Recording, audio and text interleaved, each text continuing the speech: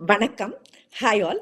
எங்களோட சேனல்ல கத்திரிக்காய மைக்ரோவேவ் அவன்ல எப்படி ரொம்ப ஈஸியா ரோஸ்ட் பண்றது அப்படிங்கிற வீடியோ போட்டிருக்கோம். இது வந்து நம்ம கத்திரிக்காய் தொகையல், அதாவது சுட்ட கத்திரிக்காய் தொகையல்னு சவுத் இந்தியால பண்ணுவோம் பாருங்க. அதுக்கும் யூஸ்ஃபுல்லா இருக்கும்.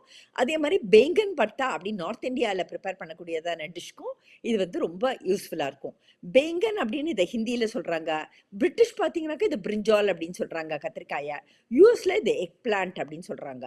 ஸோ இந்த ரோஸ்டிங் பிரிஞ்சால் அப்படிங்கிறது வந்து ஒரு குக்கிங் மெத்தட். இது வந்து இதோட ஸ்மோக்கி ஃப்ளேவரையும் அந்த க்ரீமி டெக்ஸ்சர் ஆஃப் த கத்திரிக்காயையும் நல்லா வந்து அப்படியே என்ஹான்ஸ் பண்ணும்.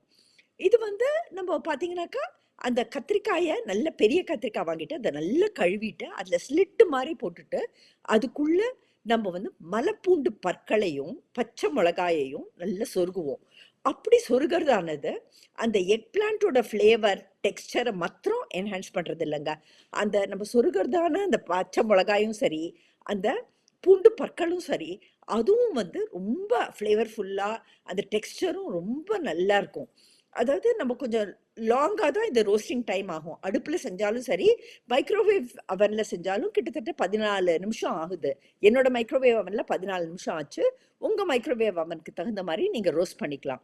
ஸோ இது வந்து அந்த கத்திரிக்காயோட டெக்ஸ்சரை வந்து ரொம்ப அப்படியே சாஃப்டன் பண்ணுது. உள்ளக்குள்ளே இருக்கக்கூடியதான ஃப்ளெஷ்ஷை.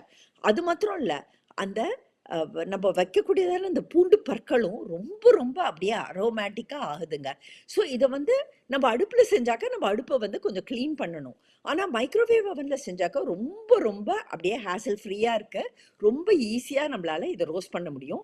அண்ட் ட்ரஸ்ட் மீ, அதே ரோஸ்டட் டேஸ்ட் வந்து நம்மளுக்கு வந்து அடுப்பில் என்ன ரோஸ்டட் டேஸ்ட் வருமோ அதே மாதிரியான டேஸ்ட்டும் ஃப்ளேவரும் நம்மளுக்கு வந்து கத்திரிக்காயை நம்ம மைக்ரோவேவ் அவனில் செய்யச்சேயும் வருது.